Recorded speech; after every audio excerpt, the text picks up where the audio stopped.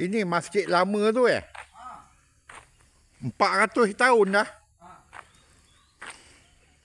Oh, dia buka Apa dia?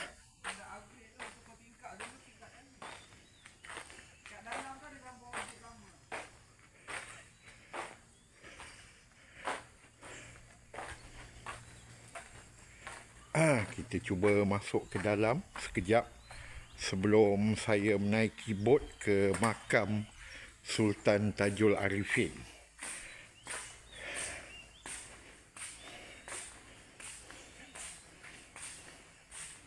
Bismillahirrahmanirrahim. Assalamualaikum. Oh, berkunci. Tak apalah, tak ada rezeki. Nampaknya kemudahan tandas dan bilik mandi.